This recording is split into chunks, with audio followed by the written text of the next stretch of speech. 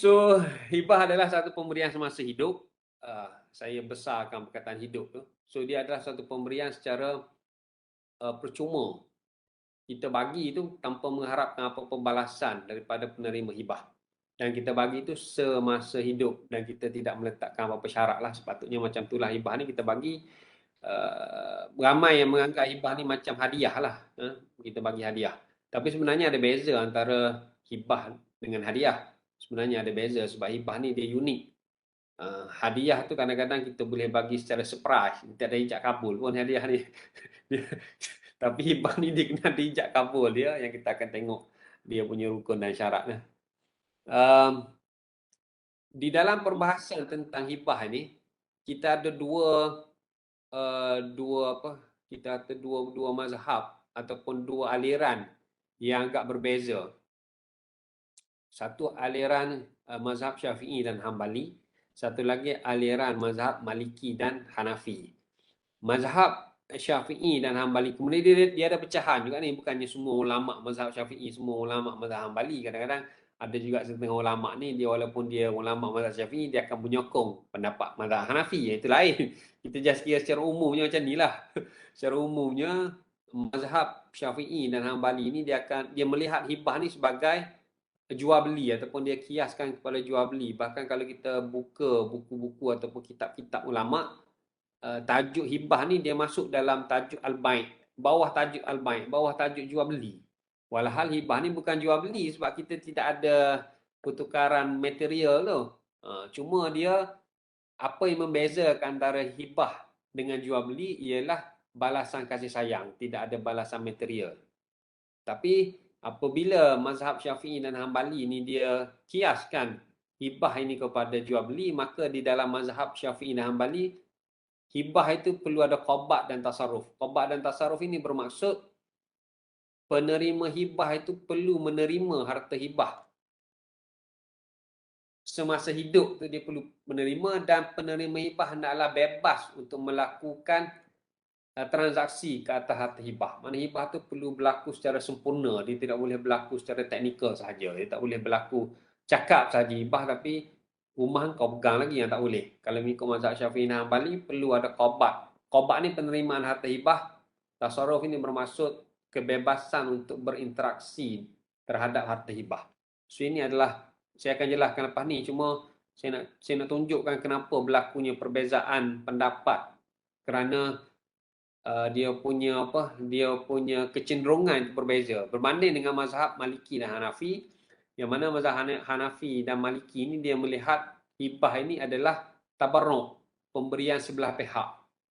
Jadi apabila pemberian sebelah pihak, maka qabat dan tasarruf tidak semestinya berlaku semasa akad ataupun semasa majlis hibah. Dia boleh berlaku, bahkan qabat dan tasarruf boleh berlaku selepas mati. Itu menarik mazhab Maliki dan Hanafi ni. Maknanya sebab itulah dia boleh bagi hibah harta dalam gadaian contohnya. Sebab harta dalam gadaian tu macam mana kita nak hibah kepada orang, sebab kita gadaikan kepada LPPSA contohnya. Sekarang ni mungkin ramai pensyarah UKM yang tengok program ni. Sebanyak yang buat loan government, harta masih lagi digadaikan kepada LPPSA, dia nak hibah kepada anak dia. Memang tak boleh mengikut mazhab Syafi'i, sebab harta tu sendiri belum lagi bebas, belum lagi milik sempurna pemberi hibah.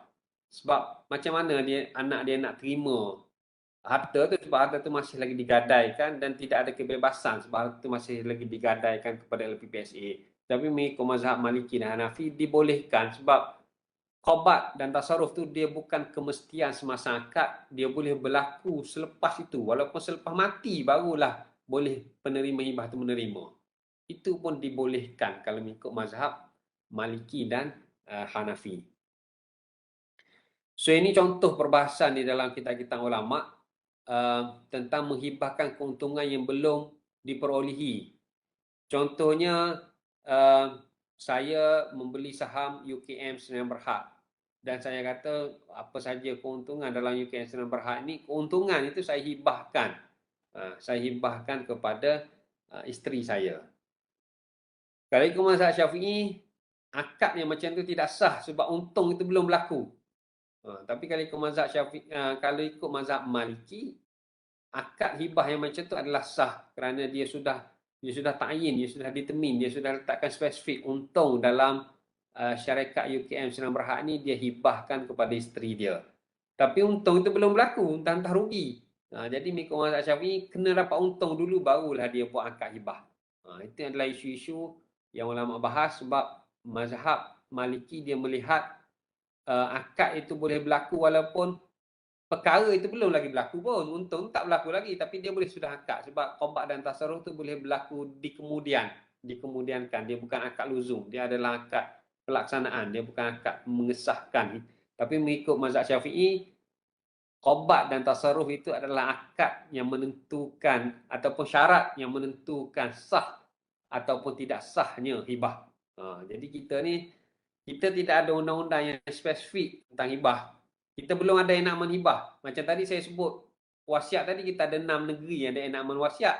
Tapi hibah ni belum ada satu negeri pun yang buat enakmen hibah. Yang ada pun hanyalah negeri Selangor adanya fatwa tentang hibah. Enakmen hibah masih lagi dalam proses perbincangan lah. Juga di negeri wilayah pun ada juga perbincangan tapi belum digazetkan sebagai suatu enakmen. Sebab hibah ni perbincangan dia lebih complicated. So ini adalah rukun-rukun hibah. Kena ada pemberi hibah, penerima hibah, kena ada akad hibah, kena ada ijab dan kabul. Sebab itulah hibah ni dia tidak boleh diberikan secara senyap. Macam saya cerita awal tadi, hibah ini adalah diberi sebab dia adalah pemberian hidup semasa hidup, maka ia adalah diberi dalam keadaan penerima hibah itu tahu dan penerima hibah itu menerima semasa hidup tu lagi. Dia akan ada kabul dia. Saya dengan ini, saya sekian-sekian dengan ini menerima hibah yang diberikan oleh suami saya, iaitu harta yang tersebut tadi. Contohnya lah, dia ada akad dia telah terima. Kadang-kadang bila kita buat majlis hibah ni, dia berlaku emosi juga. Kadang-kadang ada anak-anak yang rasa terharu pemberian daripada ayah dia. Dia kata, terima kasih ayah bagi kat saya gini. Tapi dia tidak terharu macam wasiat lah. Wasiat tu lebih menangis lah. Sebab hibah ni dia terharu juga lah. Sebab tiba-tiba je ayah dia panggil. Dia pun tak tahu kenapa. So saya buat majlis hibah, saya kata kita panggil lagi ni kerana ayah ada berniat untuk menghibahkan harta dia sebahagiannya kepada anak yang ni, sebahagian kepada ayah. Dia ada 3 orang anak contohnya. So kita akan buat hibah yang berasingan lah sebab ijab kabul yang berasingan. Kalau ada 3 orang anak, dia kena buat 3 ijab kabul hibah. Walaupun harta atau hartanya sama, dia bukan mengikut harta, dia mengikut pihak. Itu kena belajar pula cara penderafan hibah. Dan kita akan buat 3 majlis lah, walaupun dalam mungkin sejam 2 jam yang sama, tapi maknanya tiga ijab kabul lah kat situ. Untuk anak yang pertama, okey, ayah ijab dan kabulkan hibah tu gini. Sebenarnya tak ada ijab kabul pun, sign dokumen tu sudah pun memadai kalau ikut mazhab Hanafi. Cuma kalau ikut mazhab Syafi'i, dia nak juga ijab kabul secara lafaz. Sebab itulah kita nak sembelih lembu ni, tunggu dulu 7 orang. Owner lembu tu duduk pegang je tali lembu, tak cukup lagi 7 orang tak boleh nak sembelih. Sebab mazhab Syafi'i ni kena pergi cakap, saya dengan ini menjual satu bahagian, saya membeli satu bahagian, jual beli baru cukup 7, sembelihlah lembu tu. Tu yang pukul 11 pun nak sembelih. Kalau ikut mazhab Hanafi, JK masjid tulis dia borang, cukup dah tu sebenarnya.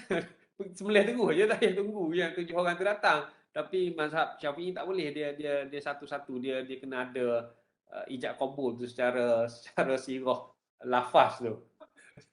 Tapi sebab hibah ni kita belum ada peruntukan undang, maka dari sudut praktisnya kalau saya akan buat juga ijab kabul secara lafaz lah, walaupun saya buat dokumentasi tadi.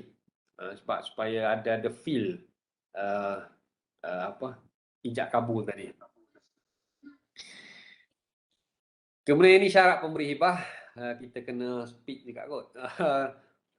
Pemilik mutlak, maknanya dia adalah pemilik mutlak kepada harta hibah. Sebab itulah dia menjadi isu kalau dia hibahkan sesuatu yang dia bukan milik mutlak. Contohnya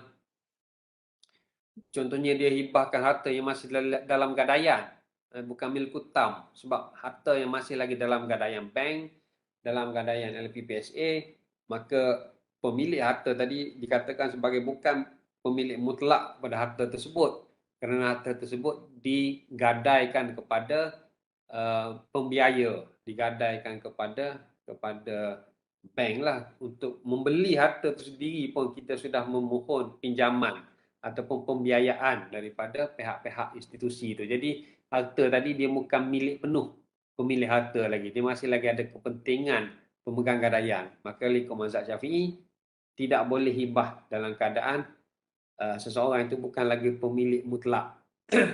Kemudian ini biasalah berfikiran waras, syukur umur, tidak dihalang, ahli tabarruk. Maknanya dia berkemampuan untuk menguruskan harta. Kalaulah dia Down syndrome ke ataupun dia seorang yang bodoh ke apa semua, dia tak boleh lah. Dia tak boleh untuk melakukan hibah. Satu lagi pemilik mutlak ni berlaku dalam kes tanah felda. Sebab pemilik tanah felda dikatakan sebagai tidak memiliki tanah felda itu secara mutlak. Pemilikan tanah felda walaupun nama dalam geran tanah tu dah tulis nama dia sebagai pemilik, tapi dalam geran tanah tu ditulis lagi pindah milik ini tidak dibenarkan melainkan mendapat keizinan daripada felda. Maka tanah felda tadi dia sebenarnya dia hanya boleh hibahkan dengan syarat mendapat keizinan daripada felda macam tu. So dia bukan milik mutlak. Tanah itu masih lagi milik dia bersama dengan felda. Maka dia tertakluk kepada undang-undang felda. Ini bagi tanah-tanah felda sebab dia dikawal oleh Akta Tanah Berkelompok 1960. Berlainan dengan tanah-tanah lain. Sebab itulah. Tapi hibah ni boleh tanah felda. Cuma dengan syarat mendapat izin daripada felda. Kita kena tulis dulu surat dekat felda, pohon izin untuk melaksanakan ataupun membuat hibah. Kemudian felda dia akan bagi data sheet dia lah. Dia akan minta siapa penerima. Sebab penerima dia kenalah daripada waris jugalah. Sebab felda ni dia tak nak bagi, dia tak nak jual beli, dia nak bagi tanah tu pergi kepada orang luar. So dia kata dia nak bagi dekat anak sulung dia sebab anak sulung dia yang membantu dia di kebun.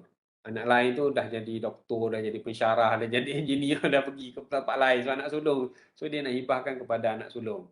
Kan? Dia takut isteri muda dia kacau kan. Jadi dia boleh buat hibah, dia pergi kalau dulu felda ni dia strict, tapi sekarang felda sudah ada prosedur bagaimana tanah felda boleh dihibahkan asalkan mengikut prosedur SOP daripada felda lah. Cuma saya tak pasti felda ada lantik panel lawyer ataupun tidak. Saya bukan panel lah. Saya cuma berbincang dengan orang terlibat dalam felda lah untuk membuat konsep ni lah. Maknanya felda tak boleh tolak. Felda kena menguruskan. Cuma cara nak uruskan izin tadi dia ada SOP dia lah. Sebab pemilikan tanah tu dikira bukan mutlak, dia masih lagi terikat.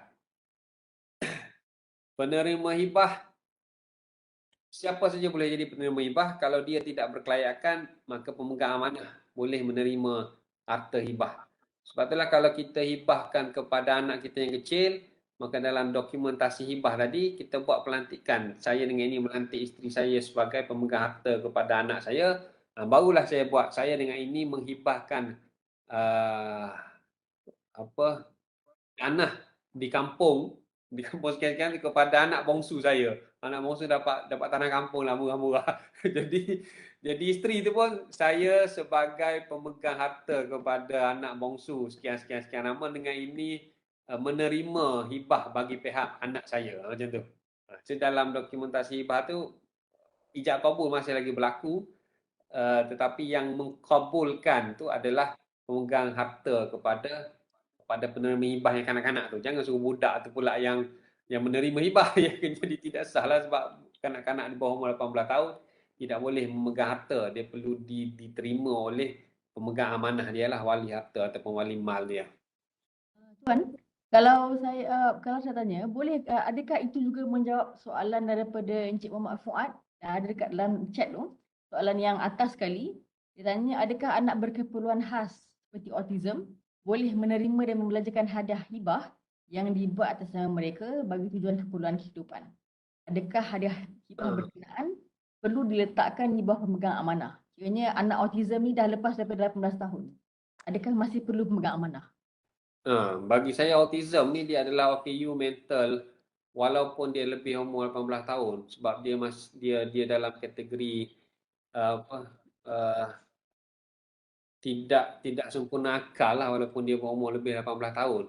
Sebab autism ni bagi saya jelas sebab ada dalam Akta Kesihatan Mental pun tentang kapasiti dia. So pemegang amanah itu boleh menggunakan harta mengikut apa kita kata mengikut budi bicara pemegang harta tadilah. Kalau dia rasa perlunya harta itu dicairkan, dia perlu cairkan lah sebab kadang-kadang untuk menjaga dia pun mungkin memerlukan kos dan sebagainya. So itu adalah terpulang kepada pemegang. Cuma kalaulah occupmental ni berlaku perbahasan tentang siapa sepatutnya yang jaga. Saya pun pernah handle ada apa dia masa masa dia membesar tu dia tak ada masalah. Dia tak ada masalah occupmental pun. Cuma saya tak tahu dia stres bekerja ke apa.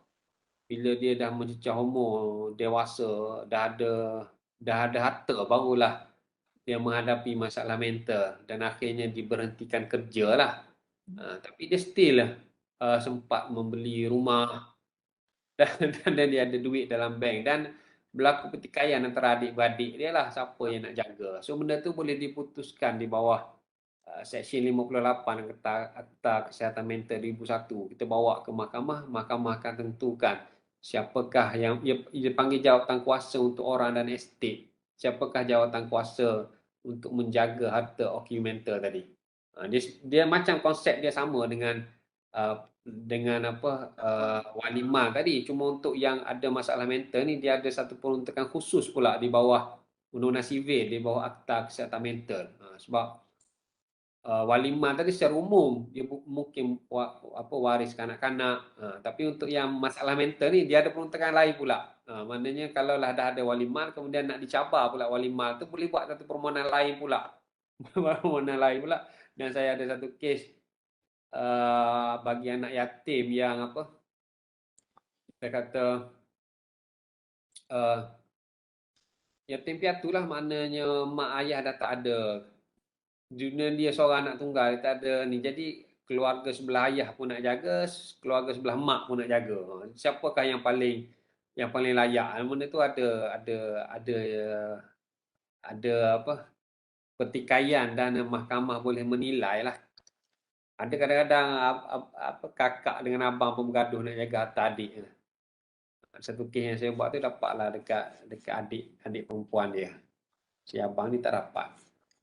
Kadang-kadang nak jaga harta pun boleh bergaduh juga sebab kadang-kadang melihat harta yang banyak takut disalahgunakan harta. Jadi sebab yang dapat perintah untuk menjaga harta maka dia boleh gunakan harta itu sebagaimana dia sebagai penjaga tadi mengikut budi bicara dia lah. Mengikut budi bicara dia. Sebab dah disahkan dia lah penjaga harta maka dia boleh lah kalau dia nak jual pun boleh. Kalau dah Yalah kita kira dia yang paling beramanah untuk menjaga lah. Selalunya dia yang menjaga fizikal orang tu maka dia jaga harta jugalah. Selalunya macam itulah kalau fizikal orang lain jaga, harta orang lain jaga jadi masalah lah. Sebab tu kadang-kadang dilihat yalah kalau backend dia yang jaga dia bawa ke klinik dia bawa ke hospital maka dia lah jadi penjaga harta dan dia boleh dia boleh ambil upah dia juga, ambil upah kadar dia kalau dia juga seorang yang miskin yang memerlukan. Pandai-pandai dia lah sebenarnya. Kalau lah nampak dia salah guna, waris lain boleh cabar balik lah. Ini syarat harta hibah. Harta itu adalah halal. Harta itu adalah halal. Ada nilai di sisi syarak. Milikkan penuh pemberi hibah. Boleh diserah milik. Kita tidak boleh menghibahkan benda yang kita sendiri tak boleh nak serah milik. Saya menghibahkan salah seekor kerbau saya di Padang. Sedangkan kerbau tu kerbau liar yang memang nak tangkap pun susah. Itu tak boleh sebab susah pula penerima hibah tu nak pergi tangkap kerbau tu contohnya. Dia kena spesifik kerbau yang mana boleh diserah milikkan dengan mudah macam tu. Dan harta tu wujud semasa akad. Kalau ikutkan mazhab Syafi'i lah sebab kalaulah kita nak bagi hibah untung saham tadi, untung tu dah ada pun wujud semasa akad. Ini mengikut mazhab Syafi'i. Harta wujud secara berasingan dan boleh dipisahkan. Ini menjadi isu contohnya bagi tanah gerang kongsi. Tanah gerang kongsi itu kalau kita nak buat hibah, kita kena pastikan tanah tu berada di mana. utara, timur, selatan, barat, kadang-kadang gerang kongsi ni dia dalam bukit lagi.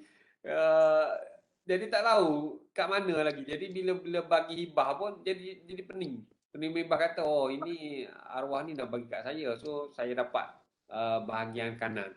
Kenapa pula kau dapat bahagian kanan? Ini kan gerang kongsi. Benda dalam bukit lagi, kau dapat kiri ya.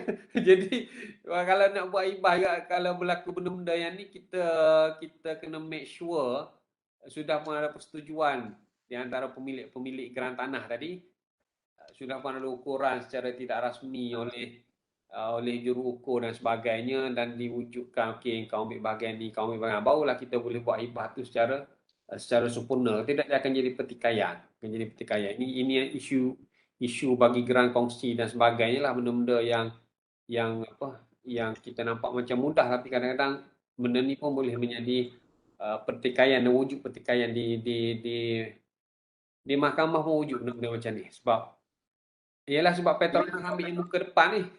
Petronas tak nak yang belakang tu. Sedangkan dia adalah geran kongsi 6 orang. Dia geran kongsi 6 orang. Jadi semua nak yang depan. Jadi dia Kalau terima hibah. harta macam katakan saham koperasi tuan, yang Ha. boleh dipindah milikkan, tapi benda tu hanya boleh dipindah milikkan selepas kematian bapa tu ataupun mak tu. Yang tu boleh jadi harta hibah tak? Sebab saham koperasi ya.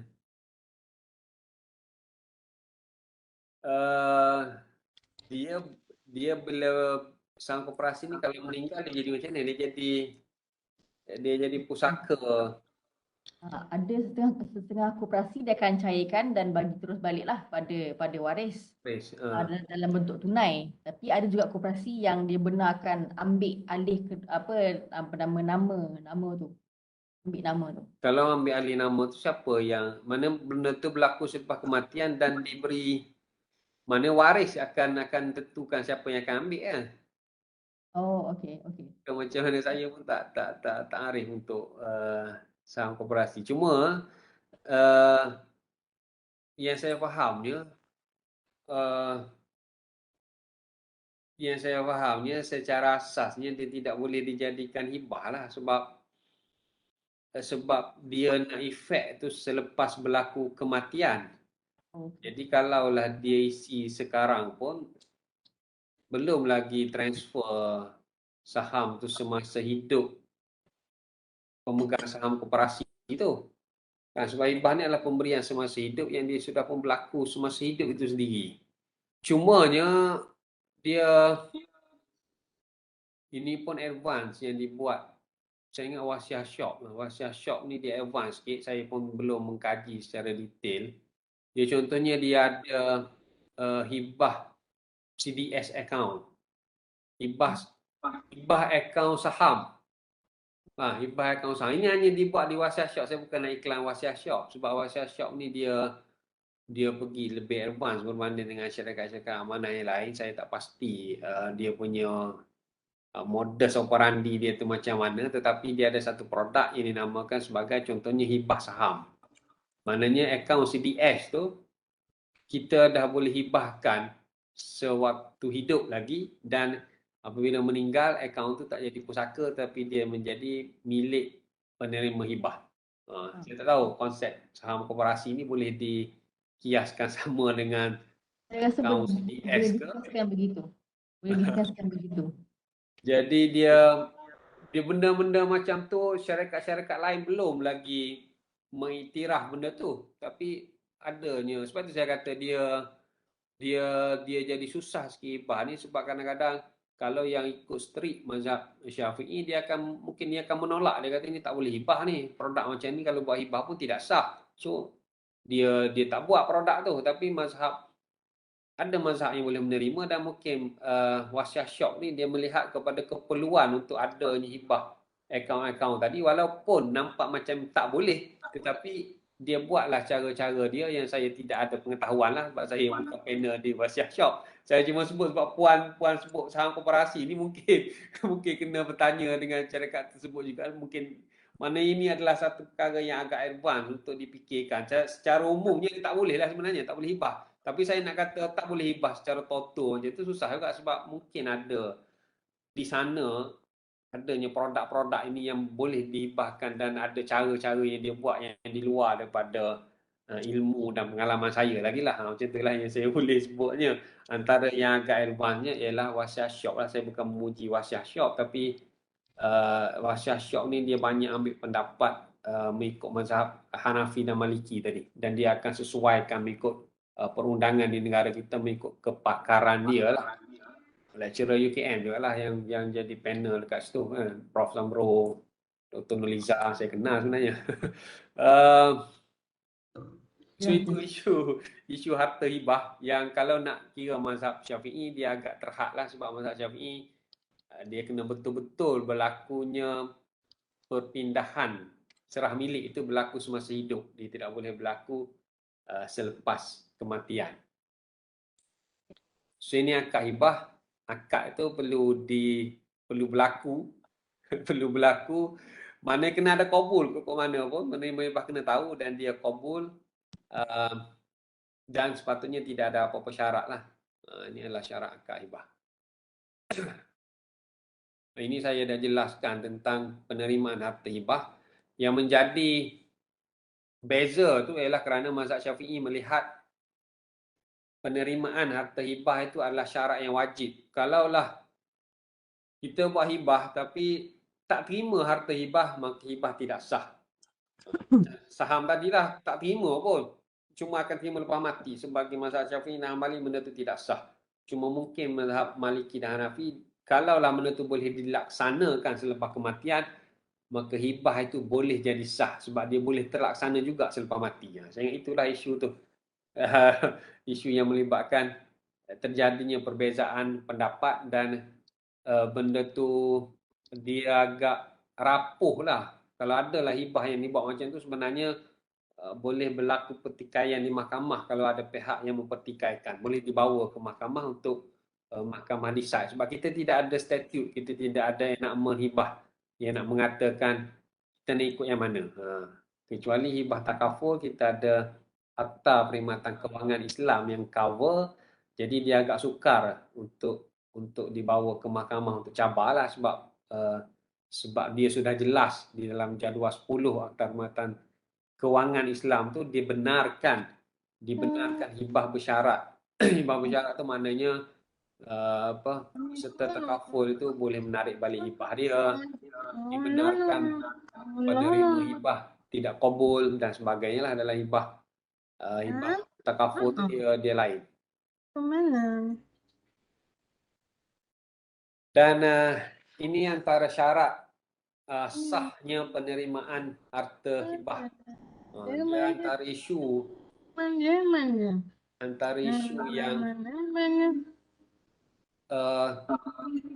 yang selalu juga dibawa ke mahkamah ialah tentang isu takhliyah. Contohnya isu hibah amanah. Kita ada hibah amanah ASN ataupun hibah amanah tabung haji. Saya terus jangan lompat-lompat ni. Hibah amanah ASN, ASB ataupun hibah amanah tabung haji ni, pendeposit itu, pemilik akaun, dia menghibahkan sejumlah wang dia, 50% contohnya, ataupun tak kira 100% ke, dia menghibahkan sejumlah wang dia di dalam akaun dia tu kepada penerima hibah. Kemudian penerima hibah melantik pendeposit tadi sebagai pemegang amanah dan melantik syarikat sebagai pemegang amanah gantian. Jadi duit tu, contohnya dalam ASB, ASN ASB, duit tu masih lagi di dalam akaun pemilik pendeposit tadi. Maknanya kalau suami, duit tu masih lagi pada akaun suami. Walaupun suami tu sudah membuat hibah amanah ASB kepada isteri dia. Tetapi isteri dia melantik suami sebagai pemegang amanah dan melantik PNB sebagai pemegang amanah gantian. Contohnya macam tu. Jadi apabila suami meninggal, maka harta ASB tadi dia tidak jadi pusaka sebab dia sudah pun hibahkan kepada isteri dia. Cumanya sewaktu suami itu hidup, duit itu masih lagi pada pegangan suami sebagai pemegang amanah kepada isteri. Jadi suami boleh keluarkan lagi duit di dalam ASB itu macam hak dia juga walaupun dia sudah menandatangani hibah amanah.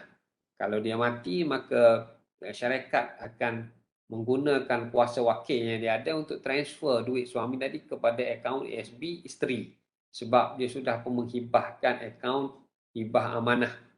Jadi dekat sini dibawa satu kes tentang hibah amanah ASB ini di Mahkamah Syariah di Terengganu dan diputuskan bahawasanya hibah amanah ASB tadi tidak sah kerana tidak berlaku takhliyah. Takhliyah ni pengosongan, mana tidak berlaku pengasingan di antara harta hibah tadi masih lagi di akaun suami. So bila masa berlakunya hibah, sebab bila berlaku hibah sepatutnya berlaku pengasingan harta tu. Harta tu hendaklah dibawa kepada penerima hibah. Sepatutnya duit ASB dia tu dah dihibah kepada isteri, sepatutnya masuk dalam akaun isteri lah. Itu yang dihujahkan. Barulah berlaku takhliyah, pengosongan harta suami tadi. Tapi sebenarnya ASB, ASN ni pun dia ada panel dia juga, dan saya pun terlibat dalam muzakarah dengan panel ASB. Dia ada hujah-hujah dia jugalah, tapi cuma kes di Mahkamah Syariah tadi dia bangkitkan isu takhliyah mengikut mazhab Syafi'i. Macam tu. So kalau ikut mazhab Syafi'i bukan sekadar qabat penerimaan harta hibah, bahkan pengosongan tu takhliyah juga perlu berlaku supaya penerimaan harta hibah tu berlaku secara sempurna. Sampai tahap tu mazhab Syafi'i membahaskan isu qabat, isu penerimaan harta hibah. Ini dah lagi secara detail. Sekiranya berlaku kematian salah seorang yang berakad sebelum berlakunya penerimaan harta hibah, dia dah akad ijab kabul untuk memberi harta hibah tetapi meninggal sebelum diterima harta hibah tu. Kalau ikutkan mazhab Syafi'i maka ia terpulang kepada waris. Contohnya dia kata saya menghibahkan duit di dalam akaun BSN saya ini kepada anak angkat saya, kepada anak saudara saya. Minggu depan saya akan transfer. Anak saudara pun saya menerimalah pemberian hibah 100,000 daripada mak saudara saya ni 100,000. Tapi mak saudara dia kata minggu depan saya akan transfer 100,000 tu, tak sempat transfer, meninggal. So apa yang berlaku? So apabila belum berlaku qabat, maka kalau ikut mazhab Syafi'i, hibah itu tidak terbatas secara otomatik, tapi dia kena tanya waris kepada pemberi hibah, adakah nak dilaksanakan hibah ini atau nak batalkan. Kalau dia pilih membatalkan, maka hibah tidak berlaku. Sebab qabat itu belum lagi berlaku, tapi sudah mati pihak-pihak yang berakad. Yalah, waris akan kata kita batal, apa kita nak bagi hibah, rugi kita, apa kita ambil. Tapi dia bergantung kepada waris, dia tidak otomatik. Tapi kalau ikut Hambali dan Hanafi, dia terbatas secara otomatik. Kalau ikut Maliki, sah dah hibah tu. Tak jadi pusaka dah, walaupun tak berlaku qabat. Sebab Maliki ni dia qabat tu dia tidak melihat sebagai syarat untuk sahnya hibah. Akad sudah pun mewujudkan hibah, maka duit tu walaupun belum transfer, tetapi dia sudah menjadi duit hibah. Dia bukan menjadi pusaka. Mazhab Maliki memang senang. Sebab dia dah ada niat, dah ada syarat dah. Dia cuma tak sempat nak transfer saja. Jadi benda ni perbahasan ulama lah. Jadi kita pun tak tahu kita nak ikut yang mana sebab kita belum ada enakmen hibah. Itu contohnya lah. Tapi kalau ikut pergi ke mahkamah, dia ikut mazhab Syafi'i lah, dia akan tanya waris lah. Waris selalunya dia tak nak bagi buat apa, rugilah kita nak faraid kita lah. Tapi kadang-kadang kalau waris tu faham, tak apalah, bagilah ke anak saudara. Sebab anak saudara dia yang jaga kakak kita ni tak ada anak. Sepatutnya waris kena faham macam tu. Tapi yalah, waris pun kalau bagi ke anak saudara banyak lah ni, aku tak ada lah. Jadi sebab tu saya kalau hibah yang duit cash ke apa, buat betul-betul transfer siap-siap. Kalau tidak, dia hanya menjadi suatu dokumen yang mungkin akan dibaku sampahkan lah. Sebab tidak berlakunya qabat. Dan boleh tarik balik hibah sebelum berlakunya qabat. Sebab qabat itu adalah sempurnanya hibah apabila berlakunya transfer, apabila berlakunya pemilikan tadi harta. Jadi sebelum berlaku pemilikan, maka boleh ditarik balik. Itu secara umum lah. Tetapi kalaulah sudah berlaku harta hibah sudah diterima oleh penerima hibah, maka mengikut mazhab Syafi'i dan Hanbali tidak boleh tarik balik hibah. Kecuali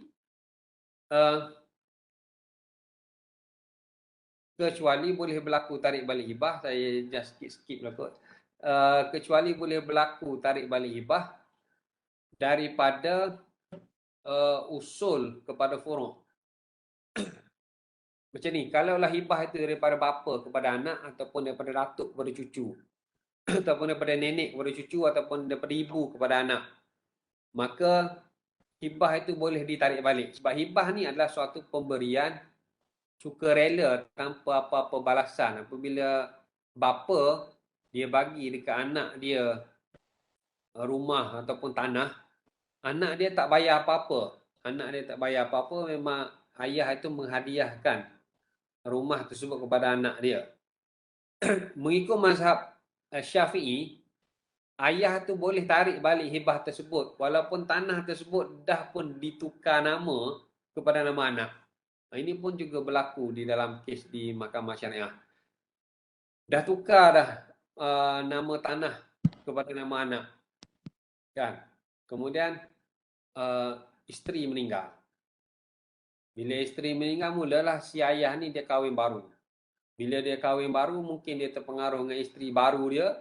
Dia nak tarik balik sebab dia kata tak ada harta. Aku ingatkan si tua ni ada harta, aku kahwin dengan dia. Rupanya harta dia dah bagi ke anak-anak dia. Kemudian isteri muda ni pun mulalah tarik balik.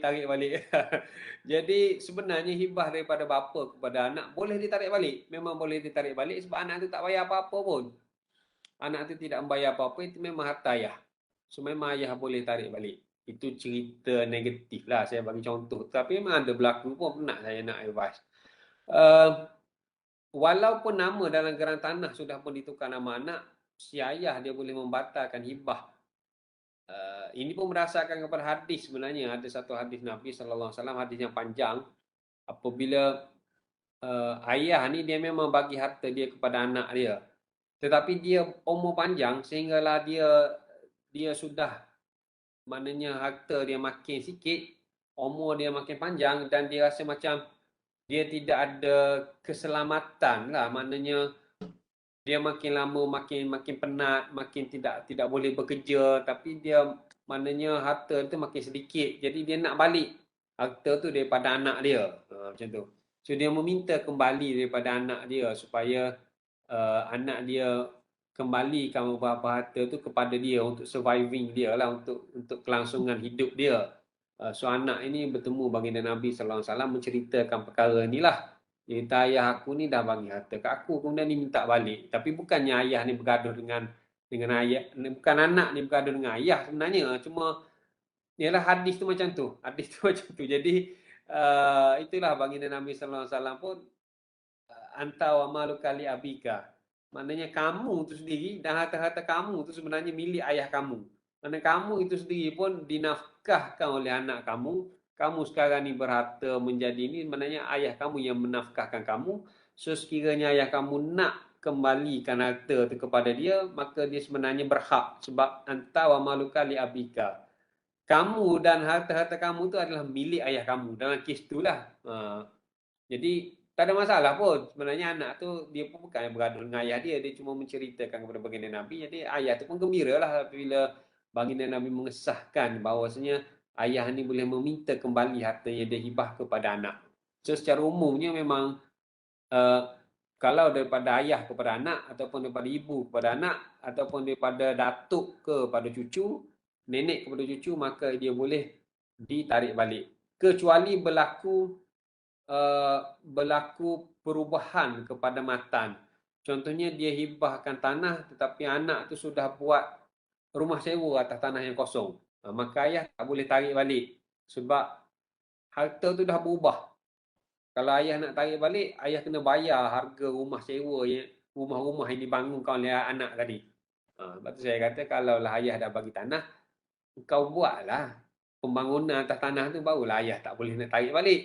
Kalau tidak mudahlah ayah tarik balik. Lepas tu ayah kahwin dengan isteri baru, mudahlah dia nak tarik balik.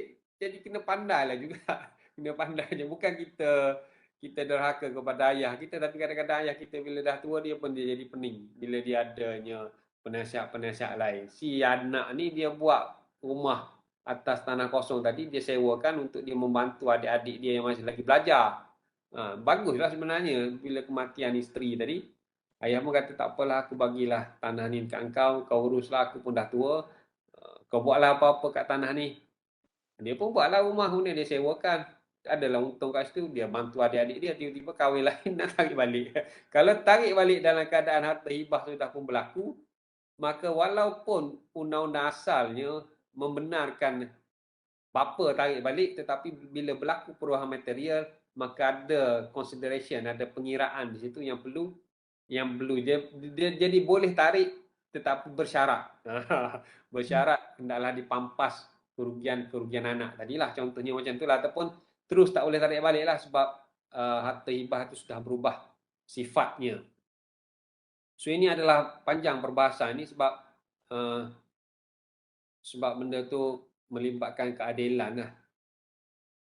So ini dia kiaskan, sebab dalam hadis tadi dia hanya ayah kepada anak. Cuma selepas pada tu ulama bahas dan ulama kiaskan juga ibu kepada anak, dan ulama kiaskan juga datuk dan nenek kepada cucu lah. Yang pentingnya usul kepada furuk. Jadi kalau hibah antara suami dan isteri, dia tak boleh tarik balik. Kalau hibah anak kepada ayah, tak boleh tarik balik.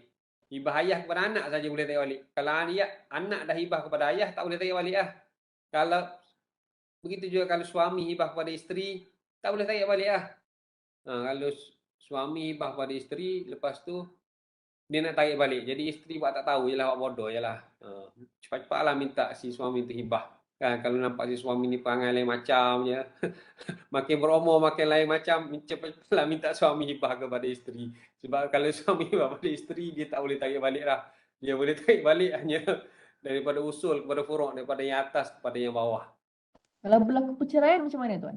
Katakan suami dah Kalau bagi berlaku, hibah pada kalau dah isteri. berlaku hibah, kemudian berlaku perceraian, harta hibah tu dikira sebagai harta milik penerima hibah lah. Okay. sebab lepas hibah baru bercerai kan.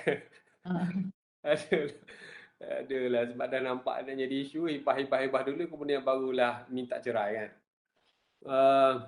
Tak adalah, bukan saya nasihat macam tu. Dia sebenarnya berlaku perceraian tu dia akan jadi banyak isu lah, isu harta pencarian. Tapi kalau harta hibah dia menjadi harta milik sempurna yang tidak boleh diungkit lah. Hibah tu maknanya jangan buat dokumen hibah saja. Kalau boleh dokumen hibah tu dan berlaku pindah milik lah, maknanya pindah milik nama isteri terus. So kalau berlaku pun dia jadi tak boleh nak kata apa sebab nama pun dah pindah milik. Kan alang-alang dah bergaduh kan. Sebelum besar lagi bergaduh tu, pastikan segala harta tu sudah pun selamat. Aduh. Kadang-kadang suami dia tak kisah apa, ambil lah kau nak harta, yang penting aku boleh apa aku nak. Aku banyak kata lain, kau je tak tahu. Kau tahu rumah teres je, aku ada rumah banglo untuk bini nombor 2 aku. Yang pandai-pandai masing-masing pandai lah tu. So itulah kalau berlaku hibah antara suami isteri, tak boleh tarik balik. Sebab hibah tak boleh tarik balik, hanyalah daripada usul kepada furuk. Suami isteri ni dia banyak isu lah, isu harta pencarian dan macam-macam lah. Dia banyak pula. Ini antara yang dibahaskan. Kalau ditarik balik itu, hendaklah harta tu masih lagi macam harta yang kekal lah. Macam lagi harta yang kekal, dia tidak boleh berlakunya harta yang bertambah ataupun berlakunya harta yang tidak boleh diasingkan. Kalau berlakunya perubahan pada matan harta, selalunya tidak bolehlah untuk ditarik balik sebab dia akan memprejudiskan penerima hibah tadilah. Ini hibah semasa pertunangan. Hibah semasa pertunangan ni, bila berlaku pertunangan, si lelaki bagi hadiah kepada perempuan, perempuan bagi hadiah kepada lelaki. Dia sebenarnya secara umumnya tak boleh nak minta refund sebab kau dah bagi. Kau dah bagi, apa nak minta refund? Jadi tak jadi pun sepatutnya tak boleh nak refund. Sebab itu kita bagi kepada Pak Awa, kepada Mak Awa, kita dah bagi kepada pasangan, bukan pasangan bakal pasangan. Tetapi mengikut perundangan, sekiranya perkahwinan itu tidak berlakunya pembatalan pertunangan itu dibatalkan, pihak yang mungkir itu hendaklah refund kepada pihak yang satu lagi. Sepatutnya macam sebab dia yang mungkir. Tapi kadang-kadang orang tak mengaku siapa mungkir. Dia kira macam dah tak ada jodoh ajalah. Macam tu. Tak ada jodoh. Kalau lah kita tak tahu dan kita boleh tak kisah, mana benda tu dikira sebagai hadiah lah yang mungkin maknanya masing-masing mendapat pahala. Tetapi jika kita lihat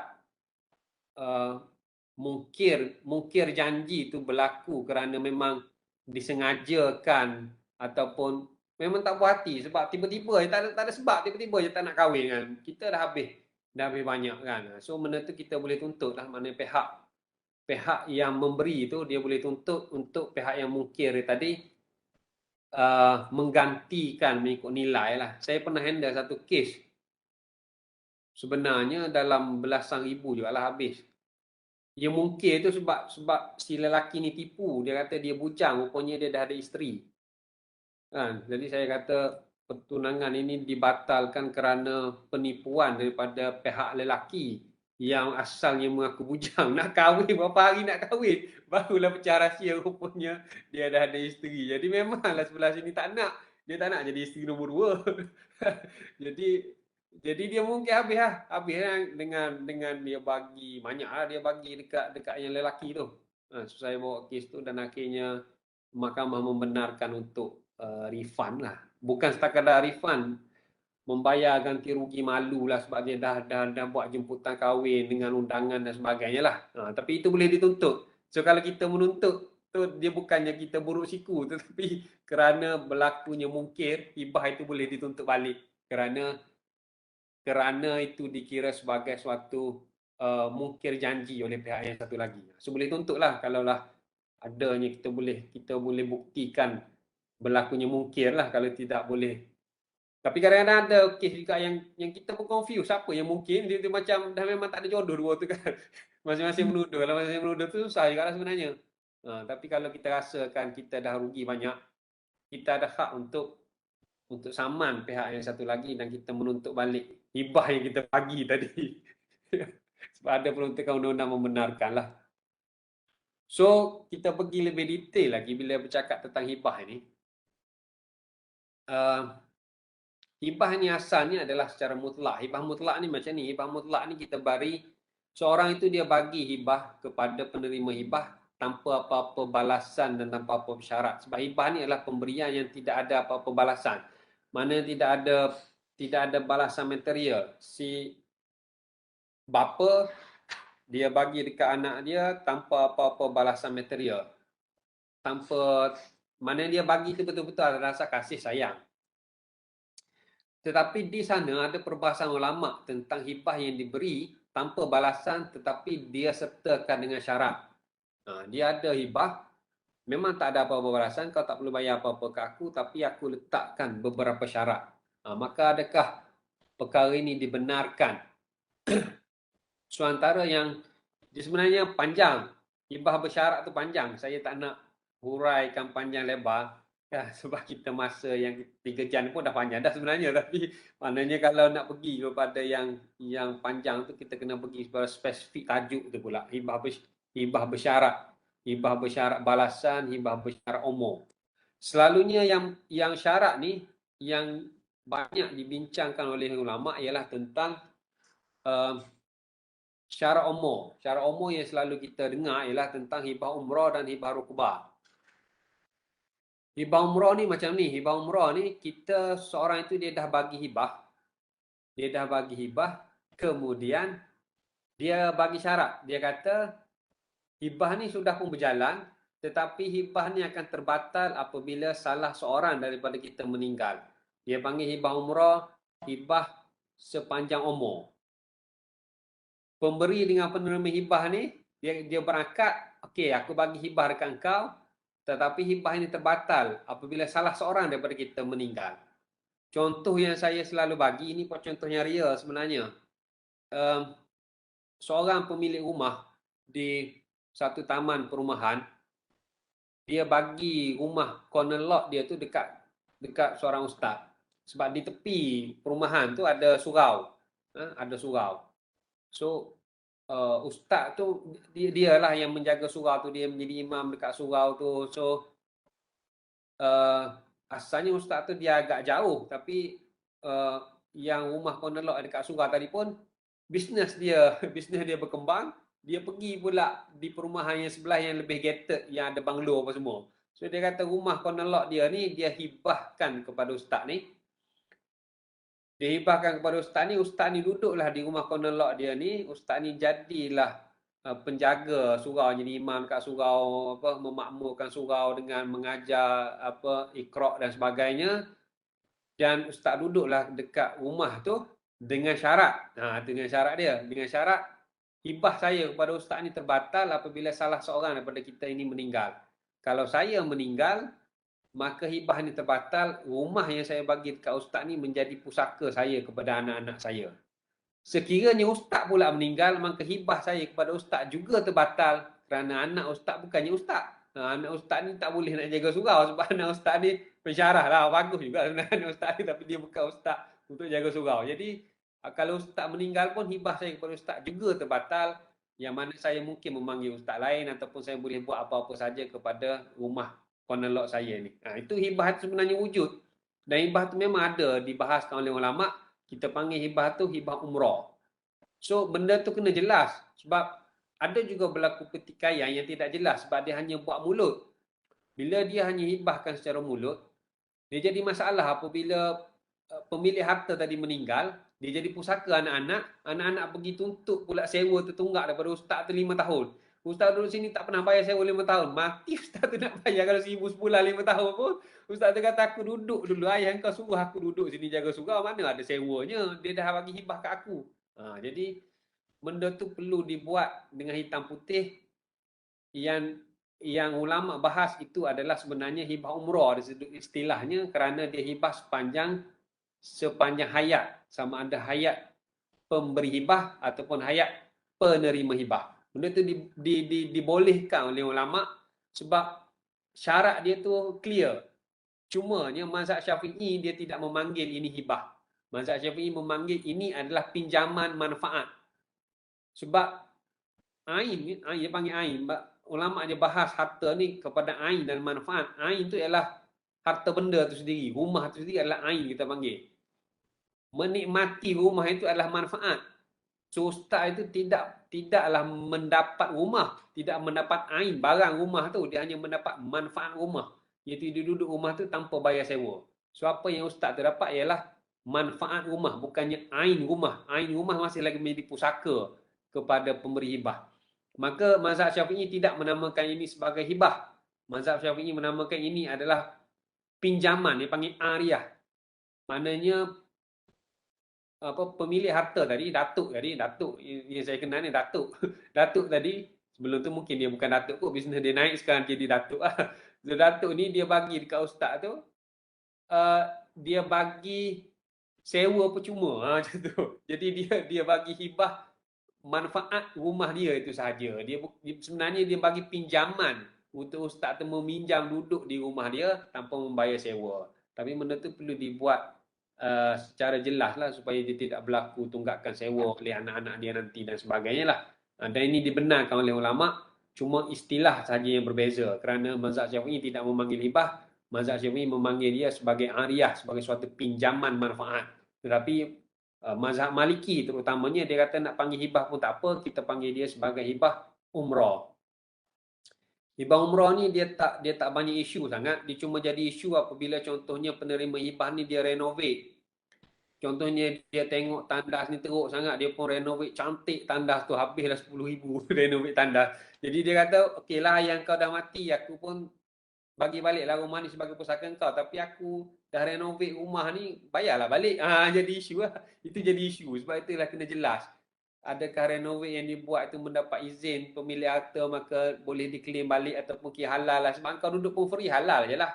So benda-benda tu kadang-kadang perlu dijelaskan lah. Bagi saya kalau sekadar menambah baik terhadap harta-harta tu, maka boleh halal lah sebab kau duduk for free kat situ kan. Kecuali lah dia buat rumah satu tingkat jadi 3 tingkat, maka kos penerima hibah umrah tadi perlu dipampas lah oleh waris. Sebab tak adil kalau waris menghalau penerima hibah, sedangkan penerima hibah bukanlah setinggan yang menceroboh. Penerima hibah dia duduk kat situ, atas akad hibah umrah tadi, dan dia buat renovation tadi pun kerana dibenarkan sekarang ni mentang-mentang rumah ni dah cantik, kau jual, kau halau aku macam tu saja. Maka ada juga kes-kes mahkamah yang mana penerima hibah tadi dia menuntut pampasan terhadap renovation ataupun penambahbaikan yang dibuat, sebab penambahbaikan inilah menambah nilaikan harta. Lepas tu saya kata benda ni perlu dibuat secara proper lah supaya hibah umrah ni walaupun dia tak banyak isu tetapi dia boleh jadi isu kalau tidak dibuat secara proper lah. Satu lagi hibah yang lebih popularnya ialah hibah rukbah. Hibah rukbah ni dia dah bagi harta hibah. Cuma dia kata sekiranya penerima hibah mati lebih awal daripada pemberi hibah, maka harta hibah kembali kepada pemberi hibah. Ini yang banyak yang naknya, dan ini juga berlaku di Singapura sebenarnya. Di Singapura hibah rukbah ni sudah pun diamalkan secara meluas. Di Malaysia belum lagi. Sebab hibah rukbah ni dia macam ni. Kita dah bagi hibah harta kita, tapi kita buat syarat. Saya bagi harta ni kepada isteri saya, tapi kalau isteri saya meninggal lebih awal daripada saya, maka harta ini kembali kepada saya. Dia tidak menjadi pusaka isteri saya. Sebab isteri saya mungkin dia ada anak daripada suami terdahulu, ataupun isteri saya dia ada mak ayah dia. Kalau jadi pusaka isteri saya, maka harta ini menjadi harta mak mertua lah contohnya. Dia bukan bergaduh dengan mak mertua, tapi dia tak nak benda tu jadi gitu. Dia kata kalau saya bagi harta ni kepada isteri saya, kalau isteri saya meninggal lebih awal daripada saya, maka harta ni kembali kepada saya. Saya bagi harta ni kepada anak saya, tapi kalau anak saya meninggal lebih awal daripada saya, maka harta ni kembali kepada saya. Dan inilah yang berlaku dalam hibah ASB. Hibah ASB, hibah ASN tu, suami dia bagi hibah kepada isteri dengan syarat kalau isteri meninggal, maka harta hibah tu kembali kepada suami. Maka suami boleh bagi hibah kepada isteri baru ataupun kepada siapa saja. Dia tak jadi pusaka kepada penerima hibah. Itu akad di dalam hibah ASN ASB. Saya rasa akad ni akad nombor 4 tu dalam syarat dia tu, bila tu dia ada nombor 4 tu, isteri dia pula cakap sekiranya saya meninggal lebih awal daripada suami saya, pemberilah, penerima ni cakap sekiranya pemberi ni saya meninggal lebih awal daripada pemberi, maka wang dalam ASN ASB yang dihibahkan kepada saya ini kembali kepada pemberi hibah dan dia tidak menjadi pusaka saya. Dia ada pula akad macam tu yang mana ASNSB ni dia mengambil hibah rukbah ni di dalam amalan dia. So kalaulah dia ini memang ramai orang nak ni, mengikut pengalaman saya ramai orang nak yang macam ni. Dia nak bagi hibah, tapi kalau penerima hibah mati awal daripada dia nak balik harta tu. Suami memang suka lah macam ni sebab dia nak bagi kat isteri atau dia nak bagi kat anak. Kalau anak dia mati, dia tak nak bagi kat menantu. Kan, walaupun menantu dia tu bagus juga sebenarnya, tapi tak nak bagi kat cucu dia. Dia nak bagi pada anak dia je. Tapi kalau anak dia mati awal, dia tak nak jadi pusaka, dia nak kembali kepada dia. So hibah rukbah ni, hibah umrah saya dah explain. Ini just slide saya. Hibah rukbah ni, ini contoh dia. Maknanya konsep dia ialah dia nak kembali balik harta tu kepada pemberi hibah. Maka hibah rukbah ni dibahaskan oleh ulama dan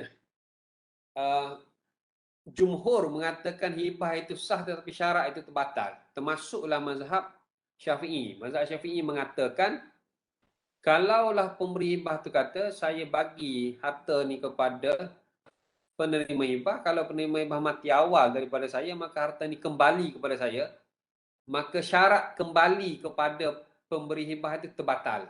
Itu mengikut mazhab Syafi'i dan jumhur ulama. Makanya hibah itu sah, syarat itu terbatal. Dia tidak kembali kepada pemberi hibah. Dia jadi kekal milik penerima hibah, dia menjadi pusaka penerima hibah. Dan inilah hibah amanah yang diamalkan di tabung haji. Tabung haji, apabila pendeposit itu, pemilik akaun tabung haji, bila dia buat hibah amanah kepada isteri dia, kalau isteri dia mati lebih awal daripada dia, duit dalam tabung haji tadi yang dihibahkan tadi, walaupun atas akaun si suami, sebenarnya sudah menjadi pusaka isteri dia. Isteri dia tu mungkin ada mak ayah dan mungkin ada anak-anak daripada suami lain. Kalau ada anak-anak daripada dia saja, tak kisahlah dia kata dapatkan anak aku juga. Tak apalah, mungkin tak jadi isu sangat, tapi dia akan menjadi sedikit isu. Kalaulah isteri ni dia ada pula waris dia yang lain. yang bukan waris kepada suami tadi. So tapi kalau mengikut jumhur, hibah tetap sah. Syarat rukbah tadi, syarat kembali balik harta kepada pemberi hibah, syarat itu yang terbatal. Cumanya mengikut mazhab Maliki, hibah itu harus syarat pun sah. Syarat yang mengatakan harta itu kembali balik kepada pemberi hibah juga sah mengikut mazhab Maliki.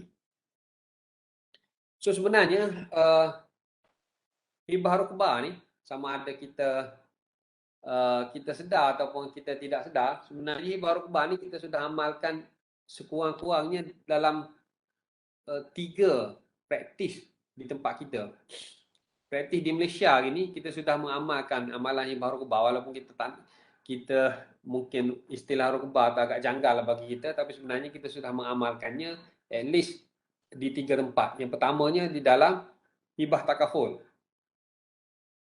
Hibah takaful tu contohnya suami dia menamakan isteri dia sebagai penerima hibah. Suami itu ada kita panggil peserta takaful. Sebenarnya takaful ni kita tak semestinya buat hibah. Dia ada 3 pula. Dia kena ada satu slot lain. Saya 2 jam lebih duduk bahas pasal hibah takaful. Dijemput. Tapi itu program secara internal. Program secara internal bukan FB Live. Program secara internal saya kongsi kepada ejen-ejen takaful. Bahas hibah takaful saja 2 jam lebih. Jadi kita sentuh sikit hibah takaful. Takaful ni dia tak semestinya manfaat itu dihibahkan. Dia ada 3 cara. Sama ada kita nak tinggalkan dia sebagai faraid, maka kita hanya lantik wasi, penama itu sebagai wasi untuk menguruskan manfaat takaful itu secara faraid, secara pusaka, ataupun kita nak menghibahkan manfaat takaful itu kepada penerima hibah, beneficiary hibah, ataupun satu lagi kita ada choice, dia panggil absolute assignment. Kita boleh penyerahan hak mutlak polisi tadi kepada penerima serah hak, sama ada kepada syarikat kewangan ataupun kepada syarikat amanah ataupun kepada mana-mana orang yang kita nak bagi serah hak tadi. Selalunya apabila kita bagi serah hak, absolute assignment tu kita akan ikat dengan surat ikatan amanah dan sebagainya. Dia ada produk pula kat situ. Dia panggil amanah takaful pula dia panggil. Jadi selalunya ejen takaful ni dia bagi hibah lah. Jadi hibah di dalam hibah takaful tu sebenarnya hibah yang bersifat bersyarat. Jadual 10 Akta Perkhidmatan Kewangan Islam 2013 dia sebut hibah bersyarat. Tapi bersyarat apa sebenarnya? Sebenarnya bersyarat di situ dimaksudkan ialah bersyarat rukbah. Yang mana peserta takaful tu sekiranya beneficiary mati lebih awal sebelum peserta takaful, maka harta tadi dia kembali kepada peserta takaful, pemberi hibah. Dia tidak jadi pusaka. So kalaulah dia bagi hibah dekat isteri dia mati awal, so harta hibah tadi tidaklah menjadi pusaka isteri. Dia kembali balik kepada pemberi hibah. Pemberi hibah pun dia akan lantik beneficiary baru dan sebagainya lah. Itu di dalam hak manfaat takaful, hibah takaful. Satu lagi sebenarnya amalan hibah rukbah ni juga berlaku di akaun bersama. Ini pun ramai lagi yang tidak sedar ataupun masih lagi keliru ataupun kesamaran lah tentang akaun bersama. Akaun bersama ni dia punya nature dia macam ni. Kita boleh buka akaun bersama di bank dengan kita meletakkan waktu kita nak buka akaun bersama tadi di bank ni, bank akan tanya kita. Bank tanya kita bagi tahu bank ke. Sebenarnya itu dia punya pegawai di bank lah. Dia macam mana cara dia handle customer service tu. Kita boleh meletakkan cara pengeluaran duit daripada akaun bersama ni sama ada semua penama perlu menandatangan untuk mengeluarkan duit ataupun kita hanya letakkan salah seorang pemegang akaun sahaja boleh mencukupi untuk mengeluarkan duit. Dia akaun bersama ni dia boleh buat 2 orang, 3 orang, 4 orang pun boleh akaun bersama. Kalau kita kata semua perlu tanda tangan untuk mengeluarkan duit, kalau kita ambil buku cek akaun semasa tu, maka 4 orang penanda tangan untuk buku cek tu lah. Kalau kita kata Mungkin salah seorang lah kalau kita either two, mana dua orang, salah dua orang. Nama 4 orang tapi 2 orang tanda tangan sudah cukup untuk mengeluarkan. Dia kita boleh letak apa syarat kepada bank tu masa kita buka akaun tu. Kadang-kadang benda tu buka akaun tapi tak faham. Selalunya akaun bersama ni kita kata 2 orang je lah. 2 orang akaun bersama. Suami dan isteri buka akaun bersama. Katakanlah kita, semasa buka akaun bersama tu kita letak syarat salah seorang sahaja boleh mengeluarkan, mana memandai dengan salah seorang penanda tangan saja boleh mengeluarkan duit ni. Maknanya kalau suami nak keluarkan duit, dia seorang saja boleh memandai pun. Kalau isteri pun dia seorang memandai, tidak memerlukan keizinan daripada 2 orang. Dia panggil. So kalaulah itu syarat semasa akaun bersama itu dibuka, maka jika berlaku kematian salah seorang pemilik akaun bersama, maka akaun tu still hidup. Sebab ada seorang lagi yang masih lagi hidup. Dia panggil survivorship clause ataupun klausa kelangsungan ataupun klausa kemandirian dia panggil. Survivorship clause. Benda ni pernah dicabar di mahkamah apabila bank masih lagi tak beku akaun apabila salah seorang meninggal. Maka ada waris yang membawa kes di mahkamah, dia kata bank telah melakukan kesilapan apabila akaun tu survive, sedangkan pemilik akaun bersama ni sudah pun meninggal. Sepatutnya bank membekukan akaun ini. Tetapi mahkamah memutuskan bahawasanya sekiranya akaun bersama tadi sewaktu dibuka, dia berdasarkan macam mana syarat sewaktu akaun tu dibuka. Kalau akaun tu dibuka dengan mengatakan salah seorang boleh mengeluarkan duit, kalau berlaku salah seorang kematian, maka survivorship clause tu menyebabkan akaun tu masih lagi hidup dan bank tidak perlu membekukan akaun tersebut sebab salah seorang masih lagi hidup. Kecuali dia waktu dia buka akaun bersama tadi, dia kata kedua-dua perlu tanda tangan barulah boleh keluarkan duit, maka salah seorang mati, maka akaun beku sebab tak boleh keluarkan duit. Kalau yang tu memang bank kena bekukan. So akaun bersama ni kita boleh tulis contohnya nama A dan B. Kalau kita tulis A dan B, kita boleh masuk dalam akaun tu. Kalau kita tulis A pun boleh masuk duit dalam tu. Kalau kita tulis nama B sahaja pun, B pun boleh masuk dalam akaun tu juga. Itu kelebihan akaun bersama. Dan kalaulah katakanlah dia kata dua orang perlu tanda tangan barulah duit boleh dikeluarkan, maka akaun tu akan dibekukan, dan kalau dibekukan dia akan kira 50% menjadi pusaka, 50% menjadi milik orang yang masih lagi hidup. Sebab akaun tu beku dengan dua lah kalau dua nama. Tapi kalau akaun tu tak beku, apa yang berlaku ialah telah ada satu kes di mahkamah syariah, dia cabar sebab dia kata apabila akaun ni tidak beku dan salah seorang boleh mengeluarkan duit daripada akaun ni, maka sudah pun berlaku hibah rukbah. Maka dia kata sudah berlaku, ini kes di mahkamah syariah ni antara suami dengan isteri ketiga. Suami dengan isteri ketiga ni dia buka satu akaun bersama. Jadi isteri ketiga ni bawa ke mahkamah, isteri ketiga jadi defendant saya rasa. Yang jadi plaintiff ni mungkin isteri yang lain. So dia kata akaun ni sepatutnya beku dan menjadi pusaka. Tapi yang isteri ketiga ni kata akaun ni adalah akaun bersama antara saya dengan suami saya. Sudah pun berlaku hibah rukbah antara saya dengan suami saya. Hibah rukbahnya macam mana? Maknanya kita salah seorang boleh mengeluarkan duit daripada akaun ini, yang mana sekiranya saya mati, maka semua duit dalam akaun ini milik awak. Sekiranya awak mati, maka semua duit dalam akaun ini milik saya. Jadi suami dia pun cakap macam tu dekat isteri, isteri pun cakap macam tu dekat suami. So sebenarnya saya menghibahkan duit saya dalam akaun ini kepada awak. Sekiranya awak mati, maka semua menjadi duit saya. Maka yang sana pun cakap, saya juga menghibahkan duit saya ni kepada awak. Kalau awak mati lebih awal pada saya, maka semua duit ini jadi duit saya. Sebab itulah dalam akaun tu dia tidak beku dan salah seorang tu dia boleh menggunakan duit itu menjadi milik dia.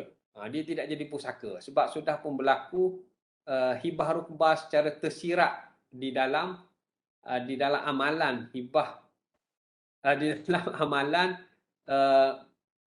pemegang akaun bersama tadi.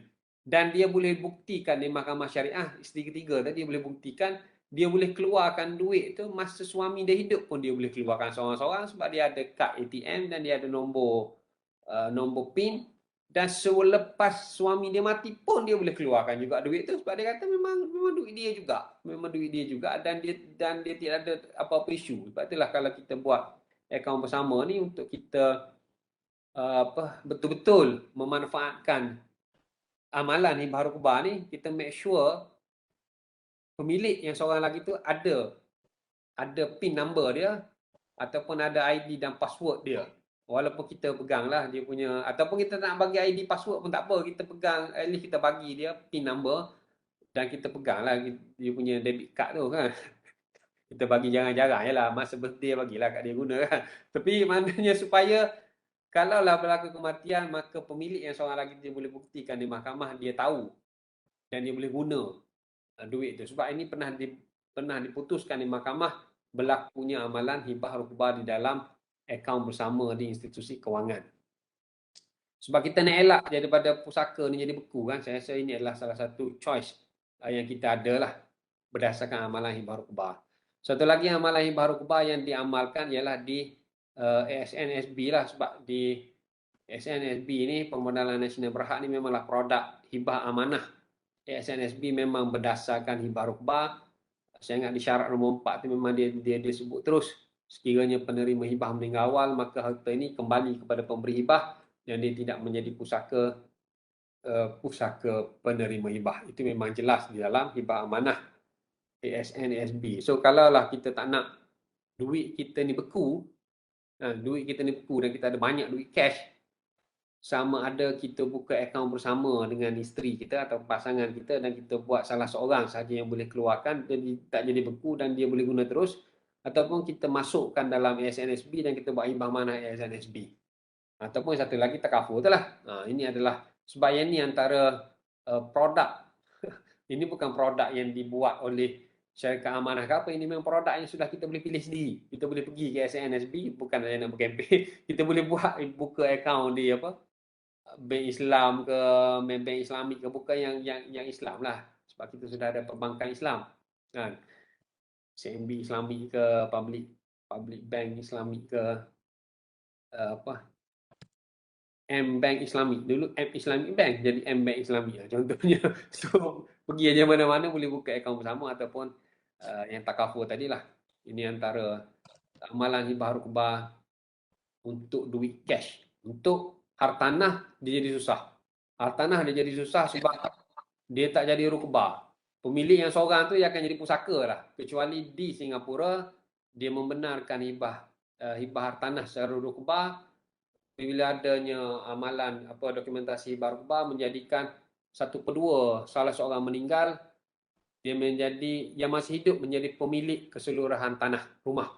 Sebab Majlis Ugama Islam Singapura mengiktiraf hibah rukbah ini sebagai suatu yang boleh diamalkan, dan siapa yang ada buat dokumen hibah rukbah untuk tanah rumah dia, maka itu dikira sebagai sah dan dia tidak menjadi pusaka. Dia menjadi pemilik yang seorang lagi, menjadi pemilik mutlak bagi rumah yang joint ownership. Itu ada dalam fatwa di Majlis Ugama Islam Singapura 2008 lagi kalau tak silap saya, dan benda ini disahkan oleh, dia panggil apa kat Singapura, lembaga perumahan dia panggil. Sebab dia kecil Singapura ni. Dia bukannya ada kementerian apa sangat. Ialah kementerian yang jaga rumah lah, tapi dia maknanya dia mudah, dia hanya rujuk pada Majlis Ugama Islam Singapura. Dia kata boleh, dia pun synchronize dengan perundangan sivil ya, di bawah contohnya lembaga perumahan lah, macam itulah lebih kurang. Macam tu je lah. Kita ada kementerian apa semua, dia jadi susah. Dan kita tidak ada amalan hibah rukbah dalam hartanah. Kita cuma ada amalan hibah rukbah untuk tunai saja, sama dalam bentuk takaful ataupun akaun bersama ataupun dalam hibah amanah ASN ASB. Kemudian kita ada satu lagi konsep, dia panggil hibah amanah. Sebab kadang-kadang kita bagi hibah, tetapi kita bimbang, pemberi hibah ni bimbang apabila dia bagi hibah ke anak dia, takut anak dia gadaikan pula kepada bank. Jadi tidak ada security kepada pemberi hibah. Dia bagi harta hibah itu disalahgunakan oleh penerima hibah, maka solusinya ialah hibah amanah. Kita bagi harta hibah kepada orang yang kita nak bagi. Contohnya selalunya kita bagi dekat anak kita lah. Sebab kita bagi wasiat kepada anak, dia akan subjek kepada wasiat kepada waris tadi. Kalau waris tak izin, tak jadilah wasiat tu. Jadi kita nak bagi juga ke anak kita sebab kita sayang ke anak yang ni. So kita bagi hibah. Tetapi kita membimbang juga anak ni menyalahgunakan harta hibah tadi. Kan? Jadi kita pun buatlah satu lagi dia panggil apa? Alternatif yang kita ada, dia panggil hibah amanah. Kita bagi hibah dekat anak kita, tapi kita masih lagi menjadi pemegang amanah terhadap harta tersebut. So selagi mana kita hidup, jadi harta tu kita jadi pemegang amanah. Contohnya Ahmad Tamizi bin Abdullah menjadi pemegang amanah kepada anak saya. So harta tu saya sudah hibahkan kepada anak saya, anak yang saya pilih. Anak yang saya pilih anak yang mana, tapi kena bagi secara adil lah. Anak ni dapat ni, anak ni dapat ni, anak ni dapat ni, contohnya. So anak ni saya pegang lagi, dia tu saya sebagai pemegang amanah. So dia tak boleh nak gadaikan kepada bank sebab saya pemegang amanah dia. Tapi bila berlaku kematian saya, dia tak jadi pusaka. Tanah tu tak jadi pusaka saya sebab saya sudah hibahkan kepada anak saya yang tu. Secara penghibahan hibah amanah. So hibah amanah ni dia ada cara dia. Dia ada pendaftaran pemegang amanah. Dia ada cara dia lah untuk, tapi antara alternatif supaya kita tak nak penerima hibah ni menyalahgunakan harta hibah tu, maka konsep hibah amanah adalah antara konsep hibah yang agak glamour pada hari ni lah. Kadang-kadang dilantik syarikat amanah sebagai pemegang amanah yang akan menjalankan pengamaнаhan tersebut selepas pemberi hibah meninggal. Jadi seolah nampak bagi hibah tapi selepas mati. Sebenarnya hibah masih hidup lagi. Cuma tukar nama ataupun pindah milik itu berlaku selepas mati sebab hibah itu diberi secara pengamaнаhan. Dia tak boleh hibah mutlak. Kalau hibah mutlak memang kena tukar nama siap-siap. Hibah mutlak tapi secara pengamaнаhan. Boleh. Sebab itulah dia ada macam berlapis sikit situ. So ini semua perlu dibuat oleh profesional lah. Sebab kalau buat sendiri, mungkin akan ada dokumen-dokumen tidak lengkap. Sebab hibah amanah pun dia ada banyak cara. Sama ada melantik diri sendiri sebagai pemegang amanah ataupun melantik pihak ketiga sebagai pemegang amanah. Suami dan isteri ni dia bergaduh. Jadi suami ni kata tak apalah, harta ni aku tak nak bagi kat kau, aku bagi kat anak. Engkau jadi pemegang amanah kepada anak. Settle. Isteri pun kata, aku tak apalah kalau macam tu, bukan aku nak sangat. Bukan aku nak sangat, bukan aku tamak dengan harta, aku bekerja. Aku bekerja juga. Jadi bagi harta ni dekat anak, so aku jadi pemegang amanah dekat anak. Lepas tu kau nak kahwin lain, kahwinlah. Contohnya kan. Jadi boleh dibuat hibah daripada ayah kepada anak dan melantik pihak ketiga, iaitu melantik isteri dia sebagai pemegang amanah kepada harta tersebut. Kemudian permohonan poligami dibenarkan. Contohnya dia dapat dapat corner lot ke, dapat banglo ke, boleh lah. So hibah amanah lah salah satu, saya tak boleh nak cerita detail juga dengan masa yang terhad, tapi boleh diterokei sebagai salah satu alternatif daripada memberi hibah secara mutlak, kerana penerima hibah sekarang dia banyak pesen, banyak yang derhaka kepada mak ayah dan sebagainya. Jadi hibah amanah boleh diterokei oleh pendengar sekalian untuk memahami lebih detail dan dapatkan maklumat dengan lebih detail, sama ada daripada syarikat amanah lah selalunya. Dapatkan maklumat yang lebih telus lah. Dapatkan maklumat daripada ejen, dia nak close saja kadang-kadang. Tapi kita dapatkan maklumat tu biar kita faham betul-betul dan kita buatlah keputusan. Satu lagi saya ingat yang last juga, saya pun pernah agak 3 jam tak berhenti. Saya boleh tengok soalan ataupun kita boleh provoke apa-apa soalan. Hibah amanah dalam hibah hartanah dalam gadaian. Hibah hartanah dalam gadaian ni dia macam ni. Dia pun jadi satu isu yang panjang. Sebab kalau kita nak hibah harta, kita nak tunggu habis hutang. Berapa banyak aja harta yang kita habis hutang. Sebenarnya harta memang berhutang sampai umur 70, sampai umur 60, sampai pencen. Harta kebanyakannya berhutang sebab kita membeli harta tersebut melalui pembiayaan. Maka ulama bahas hibah hartanah dalam gadaian ni. Ulama bahas perkara ni dan secara umumnya mazhab Syafi'i dan mazhab Maliki tidak membenarkan hibah hartanah yang masih lagi ada dalam gadaian. Manakala ikut mazhab Syafi'i dan mazhab Hambali, hibah hartanah dalam gadaian adalah tidak sah kerana harta tersebut belum lagi milik utam, belum lagi milik sempurna pemberi hibah. Sebab dia masih lagi dia panggil wathiqah ataupun dia panggil harta tersebut masih lagi menjadi kepercayaan antara dia dengan apa? Dengan pemberi pinjaman itulah, maknanya pemegang gadaian lah, masih lagi menjadi kepercayaan kepada LPPSA. LPPSA duk pegang tanah tu lah. Kau lepas ni tiba-tiba berhenti kerja ke apa, tak bayar, nak tolak gaji pun tak ada, dah tak bekerja dengan government kan. Jadi dia ada kuasa untuk melelong. Jadi bila kuasa tu masih ada lagi pada orang lain, pemegang gadaian, maka tanah tersebut, harta tersebut bukan milik sepenuhnya milik engkau tak boleh hibah. Itu mengikut pendapat mazhab Syafi'i dan Hambali, kerana qabat, penerimaan harta hibah kena berlaku semasa hidup.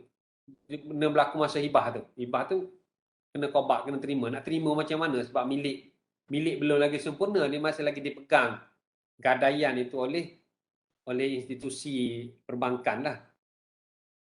Tetapi mengikut mazhab Hanafi,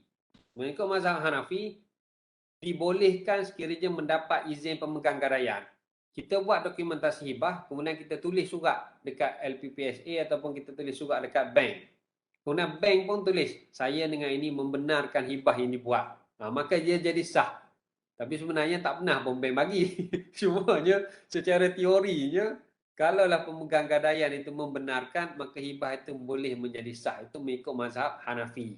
Tapi sebenarnya tak pernah pun bank bagi. Kalau ada bank bagi pun, itu bukan polisi HQ. Dia hanya bagi atas kapasiti branch manager yang nak ambil hati kawan dia yang buat hibah ke. Saya pernah tengok ada beberapa bank yang bagi, tetapi bukan kapasiti HQ. Dia mungkin, saya tak tahulah branch manager tu, dia bagi je lah, dia nak sangat. Saya tak tahu, tapi saya malah sebut kat sini lah, takut jadi isu pula.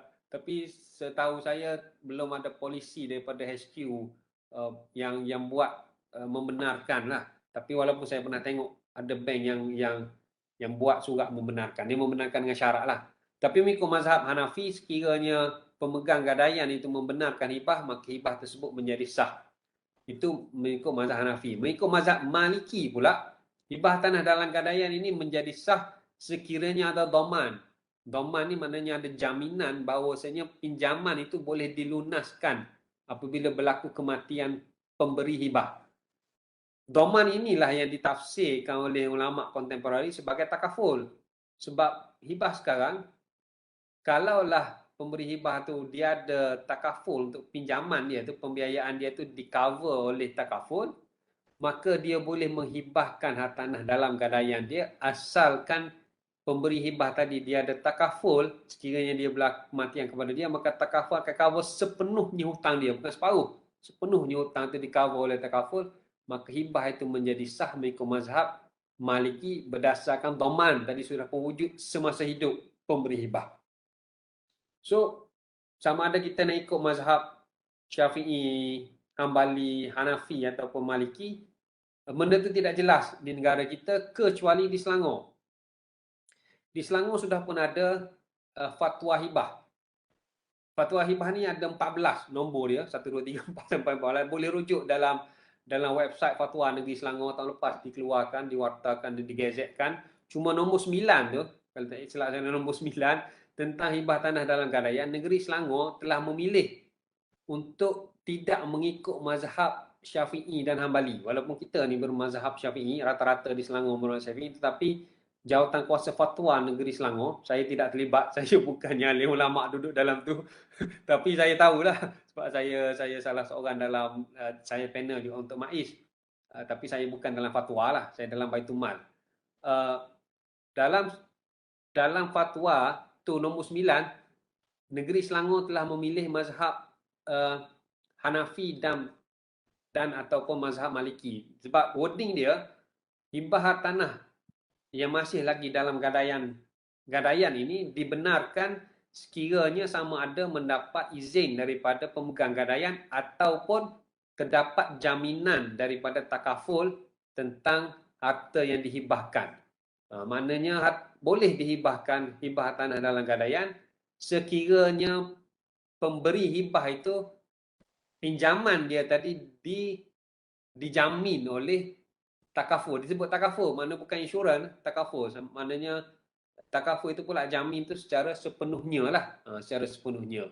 So hibah tanah dalam gadaian ni secara ringkasnya hanya negeri Selangor, fatwa negeri Selangor membenarkan, dan negeri Selangor dalam proses untuk menggubal enakmen hibah, dan dari sudut amalannya saya bukan nak kempen, cuma sudut ni dia ada produk ni ada di Wasiat Shop, di Saling Trusty dan di Amanah Raya kalau tak salah saya. Kalau yang lain tu dia belum ada lagi sebab benda ni dia berlaku khilaf ulama, yang mana mungkin syarikat-syarikat lain dia tak nak ambil risiko sebab mazhab Syafi'i dia akan menolak. Dan ada banyak kes yang diputuskan di Mahkamah Syariah yang mengatakan hibah tanah dalam gadaian ini tidak sah kerana harta itu belum lagi milik tam pemberi hibah. Ini macam tu. Jadi kalau yang nak buat hibah tanah dalam gadaian, dia faham benda ni masih lagi uncertainty, tetapi dia juga faham dia telah memilih. Kalau di Selangor saya rasa kuat sebab dia boleh memilih berdasarkan fatwa negeri Selangor. Sebab fatwa tu walaupun dia tidaklah sekuat statute, tidak sekuat enactment, tetapi at least dia memberi panduan kepada hakim untuk berijtihad supaya mengikut fatwa. Dan dia ada pula Seksyen 49 kalau tak salah saya, maka penduduk-penduduk negeri Selangor terikat dengan fatwa yang diwartakan oleh negeri Selangor. Saya ingat kalau negeri Selangor agak yakin untuk kita buat hibah tanah dalam gadaian asalkan pemberi hibah tadi dia ada takaful yang doman, yang menjamin pinjaman dia tadi di cover oleh takaful. Saya pun ada buat agak produk hibah tanah dalam gadaian ni dengan penderafan draft dia tu, sebab hibah ni dia tidak boleh copy paste. Sebab hibah ni lain harta, lain cara hibah, lain jak kabur, lain lah dia punya template dia punya matan-matan dia tu berbeza. Sebab tu hibah ni perlu dibuat oleh profesional. Hibah ni kita perlu rujuk kepada mereka yang bagi saya profesional lah. Dia tak boleh nak buat sendiri sebab dibimbangi dia akan jadi salah. Berlainan dengan wasiat tadi. Wasiat kalau kita faham, memang kita boleh buat sendiri dan tidak ada undang-undang yang menyekat kita daripada kita buat wasiat. Tapi kalau hibah, kalau melibatkan hartanah berdasarkan Seksyen 37 Legal Profession Act, hanya peguam sahaja yang boleh buat berkaitan dengan hartanah. Seksyen 38 itu memberi pengecualian kepada syarikat amanah, kepada Jabatan Insolvensi dan Jabatan Peguam Negara untuk berurusan dengan tanah, dan diberi juga keluasan kepada para akademik untuk membuat dokumen-dokumen berkaitan dengan tanah atas dasar perbincangan akademik dia tu. Macam tu saja. Yang lain sebab tanah ni yang memerlukan dia memerlukan penderafan daripada profesional, sebab kadang-kadang berlaku hibah tanah Rizal Melayu kepada bukan Melayu, berlaku itu semua tak sah lah tu. Berlakunya hibah hibah kepada isteri yang warga negara Indonesia pun tidak sah sebab dia tidak layak untuk mendapat tanah di Malaysia. Dia layak menerima pusaka atas dasar equity. Dia tidak boleh menjadi pemilik kepada tanah di Malaysia sebab dia warga negara bukan Malaysia. Ramai yang berkahwin dengan Indo dan semua, bukan kita nak tu, tapi kena ikut undang-undang tanah. Dia kalau melibatkan tanah dia jadi panjang perbahasan dia sebab dia berkait juga dengan kanun tanah negara. Adanya hibah KWSP pun ada. Hibah KWSP ni tidak sah bagi saya. Sebab tak ada soalan, saya panjang je cerita. Hibah KWSP ni tidak sah sebab undang-undang KWSP dia tidak membenarkan hibah. Undang-undang KWSP hanya membenarkan pelantikan penama, dan penama adalah pentadbir yang akan menguruskan secara faraid. So kita tak boleh nak menghibahkan duit di dalam KWSP. Kita boleh menghibahkan duit dalam tabung haji, dalam SNSB. Kalau dalam akaun bank yang biasa pun kita tak boleh hibah sebab tidak berlaku qobat tadi, tidak berlaku takhliyah tadi, kecuali kita transfer betul barulah berlaku hibah. Ketidak kita tak boleh. Dalam BSN tadilah, BSN sebelum berlaku transfer dah mati pula, jadi masalah. Lepas tu saya kata cepat-cepat aja transfer, barulah tak timbul masalah. Bila berlaku mati, waris akan tarik balik lah. So sebab belum berlaku qobat.